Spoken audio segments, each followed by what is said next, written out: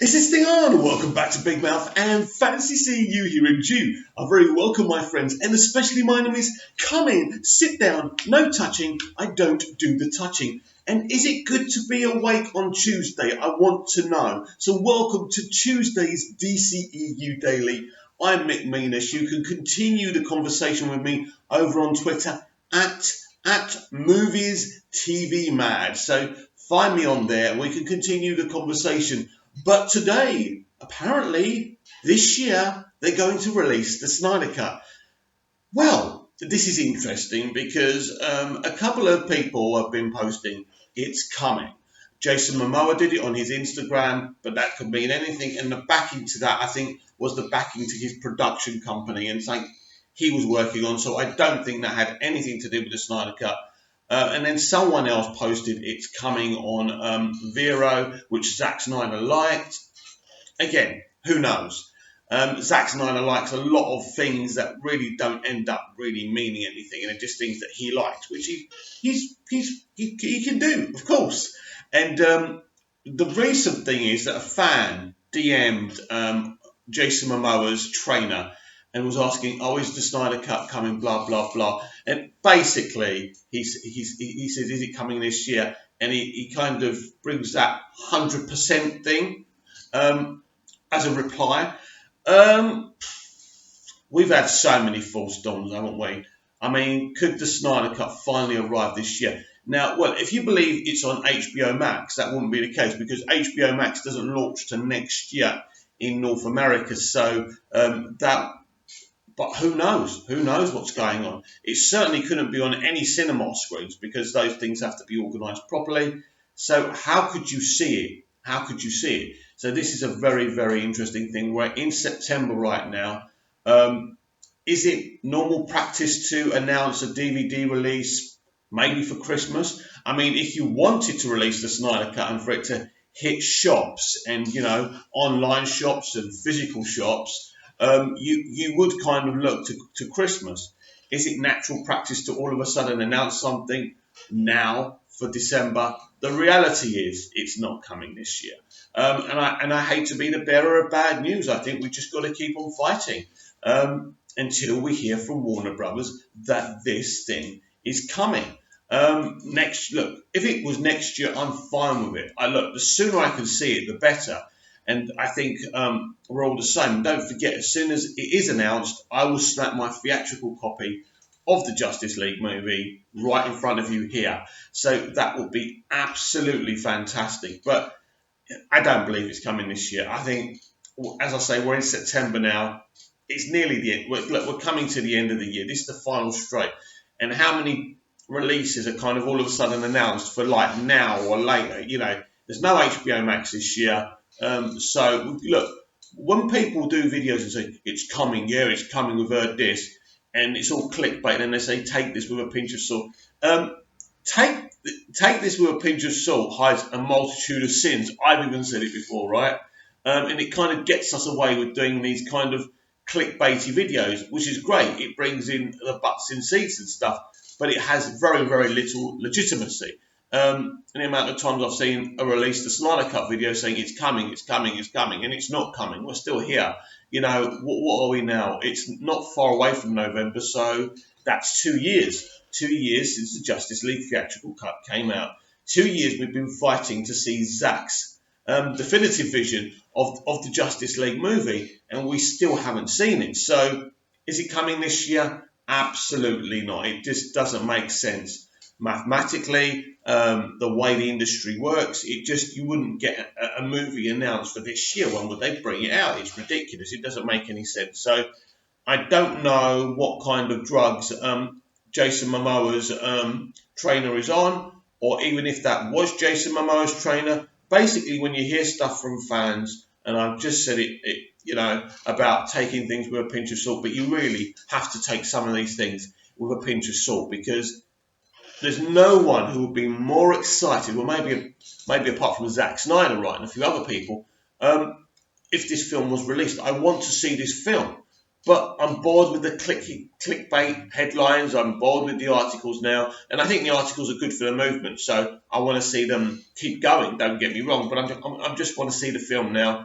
I'm done with the hype. I'm done with the chat. It's all been discussed. We know what happened. Zack Snyder was working on the Justice League movie. They couldn't agree on the kind of script. They kept on sending him back to rewrite stuff and tone it down. And in the end, I personally think Zack Snyder quit. He got up and quit. I used to think he was fired, but now I think he was being asked to dumb down his vision so much. In the end, by the time he finished shooting, right, and maybe he finished shooting, he gave them a cut. They didn't like that cut, and that's the Snyder cut. And once they didn't like that cut, after making him dumb it down and the rewrites and everything else, he said, look, I can't do it anymore. And I think he just walked away from it. So I don't think he was sacked, no. I just think he walked out, and maybe he even said, look, take Joss Whedon, he's willing to finish it for you. I can't do this for you. I can't give you what you want. And so this is why I think there is a Snyder cut. He did give them a cut, but they rejected that cut, and then he quit. So I am of the opinion with some of the things I'm hearing that he wasn't sacked, but he quit, which changes things a great deal. But then to bring Joss Whedon in, because basically the Justice cut basically proves what Warner Brothers wanted. They wanted to create a kind of a Marvel Cinematic Universe where it wasn't too deep. You get a few laughs. There's a bit of excitement with the action and the CGI, and that was it. And I say before, despite the problems with that film, a lot of young families went to see that film and really enjoyed it, which is interesting. They didn't even notice the upper lip or anything like that. But I've said it before, I didn't notice the bad CG on the upper lip until I got home and I saw all the gifs and everything. So I'm not very good at noticing these details, but when you're in the cinema and you're a bit excited, and I actually liked that opening scene. I thought it kind of represented what the world had lost with Superman and those two kids talking to him. I thought it was a pretty neat scene. And really, it's only the bad lip CGI that spoils it, really. So, yeah, look, that Justice League theatrical cut is always going to be a blot on the copybook. As I've said so many times, Man of Steel, Batman v Superman, Suicide Squad, Wonder Woman, Shazam, Aquaman, they're all really, really enjoyable films. They're really, really deep films. They're very unique compared to what they're doing over at the MCU. So I don't think, personally, I haven't got an issue with any of those films. Justice League's a problem because of what they did, because they cut somebody else's movie and they tried to turn it into another vision.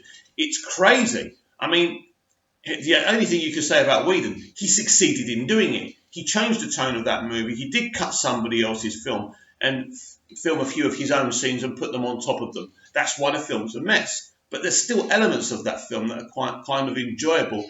And he kind of does get away with doing some kind of cohesive piece of work. It's not what we wanted. It's not what we wanted to see. But he gave Kevin Sugihara what he wanted. Unfortunately, what he wanted was ridiculous, because we all know if you're not happy with Zack Snyder, if you want to go back to the drawing board with the Justice League movie or the DCEU, Joss Whedon should have started from the very beginning. Then I think he probably would have given us, it wouldn't have been the kind of tone we would have been used to with Snyder. We wouldn't have been happy, but he would have given us a more of a cohesive, interesting movie, and it certainly would have made a hell of a lot more money and would have been successful. But obviously, when you're run by someone like Kevin Sugihara, who just got too nervous about what was going, he was too focused with what was going on over Disney. He was taking too much notice what bloggers and pundits and critics were saying. Now let's change the subject a little bit and let's talk about the polarization of the Joker movie. This is very, very interesting to me, because despite most critics liking it, we know there's, how can I put it, people on the really, really left side of the political argument. When I say left, they're so left you can't even see them, right? And I spoke about this yesterday, because when I mention politics, I want to make it clear what I am, so there's no misunderstanding. And I'm a central left. I'm a moderate left, right? Which means I'm not extreme here and I'm not extreme there. I want the world to be full of different opinions. I think the world shouldn't have a government with just one political party. I think all the political parties should be running government together. So you get all those different points of view and opinions. It will make for a better world. Anyway, this ain't a political video. That's just my point. Anyway, I thought I'd get that out of the way. But I think, look, I think one of the sad things has become about critical media and bloggers, they've become political. And I think in terms of the DCEU and the MCEU, that's a new one, MCU, right? MCEU must be a new franchise, right, Mick? But anyway, right, so in terms of the MCU and the DCEU, it's become very, very political. Now, the Joker movie and the polarising reaction to it, because let's face it, when Todd Phillips made this movie, he knew what he was doing. He knew there was going to be a polarising reaction. Some people would want it banned and say, this film was made by the devil. Hide from it, children, hide from it. Don't. Close your eyes, Marion. If you don't look at it, it can't hurt you, right? And that's a quote from Indiana Jones and the Raiders of the Lost Ark, right? Anyway, right, so there's this crazy attitude where, oh my God, after I finished watching it, it made me feel uncomfortable. It's supposed to. It's supposed to make you think about mental health disorder. It's supposed to make you think about a hell of a lot of things. But actually, despite all these polarising opinions and the high percentage of love for it, and let's say the 20% for hatred and disdain for it, this is a really good version of the Joker. And it's the comic book Joker. If you see it, if you see some of the art that's coming out, some of the posters that are coming out, the clips that we've seen, he is actually more of the comic book Joker than Nicholson's Joker, and Ledger's Joker, actually. Definitely Cesar Romero's Joker, which was just a light one because they didn't go too dark, because obviously it was a children's TV show, the 1960s Batman TV show. But I do feel, and I do like Hamill's version of the Joker, that is also very comic book. Even though it's only animated, he does an awesome job, especially with the voice and the laugh. But obviously, Joaquin Phoenix's version of the Joker is very dark, and it's supposed to be very dark. And as I say, it's supposed to be very, very polarising. It's supposed to shock you. It's supposed to make you think, and it is supposed to make you feel uncomfortable. Unfortunately, SJWs don't want to feel uncomfortable. They want to feel happy and warm after they see a film, right? Well, some of us have grown up with some really brutally compelling films, and we liked it. You can compare this film to Falling Down, to Mean Streets, Taxi Driver, The King of Comedy. It doesn't matter. At the end of the day, this film is an R-rated movie for a reason. And the more SJWs come after this film, the more dollar it's going to make. This film cannot fail. This film has won the Golden Lion at the Venice Film Festival, the pinnacle of film festivals, right? Taiki Waititi can do what he likes with his People's Choice Award at TIFFs, right? At the Toronto Film Festival. It's irrelevant. Our DC movie won the Golden Lion. It won, as I say, the pinnacle. When you are a child and when you are a teenager and you dream of directing, like I did, dream of directing and writing and acting, you dream about the Venice Film Festival. And for a DC movie, a comic book movie about a comic book character winning the Golden Lion, getting an 8-minute standing ovation at the Venice Film Festival. Now, these people basically only admire the best of the best. I'm not talking about the MCU. I'm not talking about Men in Black International, for crying out loud. I'm talking about the pinnacle of artistry, independent films. This is the standard the people at the Venice Film Festival expect. So when you see a DC film getting an 8-minute standing ovation, you know they're the opinions you've got to respect. Not Scott Mendelson, who is so driven by his political agenda and not driven by a love for movies. Scott Mendelson doesn't like movies. He's here to be political. His love for The Last Jedi, or his fake love for The Last Jedi, was all about being political. It was about a political agenda. And I don't really want to talk about Star Wars. We could do Star Wars videos, but let me just say, I had no issue with the political chatter that was going on and what Rian Johnson was trying to do with The Last Jedi. My issue with that film is, and you know what, I've realised why I don't like that film and why it bored me. It's the ending.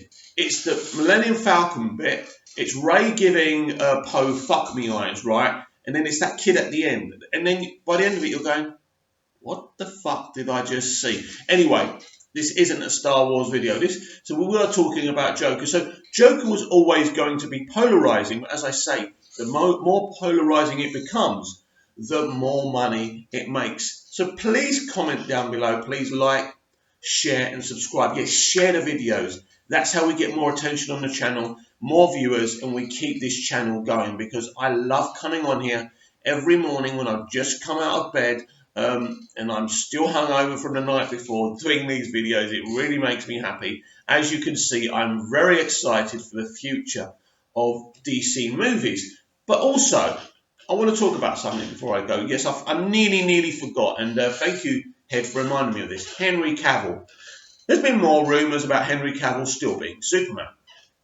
His Hugo Boss promotion, the pictures he takes on Instagram. And of course, this is very interesting, right? He is kind of hinting a lot, but are they just hints, or is that Henry being Henry? Who knows? He's certainly going towards more touching on the Superman subject than not.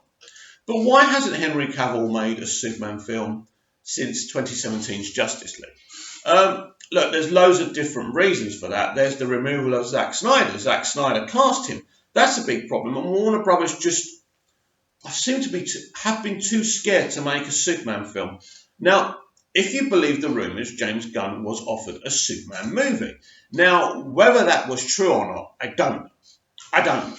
Listen, I think that James Gunn was always going to take Suicide Squad because he's a Suicide Squad fan. It was the thing that was going to pull him to making a DC movie, and they desperately wanted him to make a DC movie. They took advantage of Disney firing him, and they made sure that they kept him after they rehired him. And it's obvious to me that the future for James Gunn is Warner Brothers and DC, and that's really exciting for me. And I think after Guardians of the Galaxy Volume 3, he's done with Disney because Disney left a bad taste in his mouth. They sacked him because he made a few tweets 8 years ago, and it was ridiculous.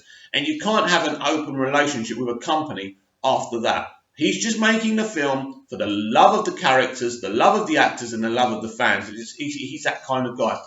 So I think with James Gunn turning down Superman, if you believe that, why has it taken so long? What is the problem here? The problem is what happened in Justice League. What happened with Superman was damaged.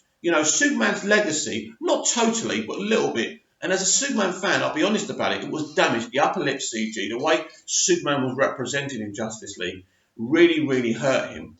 And they didn't know what to do after that with a Superman movie. They didn't have a creative. They'd lost Joss Whedon. They sacked Joss Whedon because of the reaction to Justice League. There was no Zack Snyder anymore. They didn't have an answer to someone making a great Superman movie. Now, what has been going on with Henry Cavill's contract? Because as far as I know, he hasn't signed a new one. Maybe I'm wrong. And I've said this before. Henry wants to make a direct sequel to Man of Steel. And I think with J.J. Abrams now involved with Warner Brothers, with all the facets of Warner Brothers, including DC, this is the biggest opportunity we're going to have to a Man of Steel sequel. His friendship with Zack Snyder is there for all to see, right? He wrote Star Wars The Rise of Skywalker with Chris Terrio, the co-writer of Justice League, but more importantly of all, Batman v Superman: Dawn of Justice. So there's Zack Snyder connections there. So I'm not saying that JJ can click his fingers and bring Zack into the fold, but he can continue his legacy with Man of Steel 2. And I think if you do keep Henry Cavill as Superman, you've got to continue. You've got to continue what they did with Man of Steel. Superman has got millions of Kryptonian cells inside of him. I want that continuing. So I think we are in a juncture for an agreement for Henry Cavill to come back as Superman, directed by J.J. Abrams. I think he is the bridge that can solve this thing. And I think because of his connections with Zack Snyder, I do believe that Henry will play Superman again. It will be a direct sequel to Man of Steel, which makes things really interesting. We saw Superman 2 years ago, right? In the Justice League movie.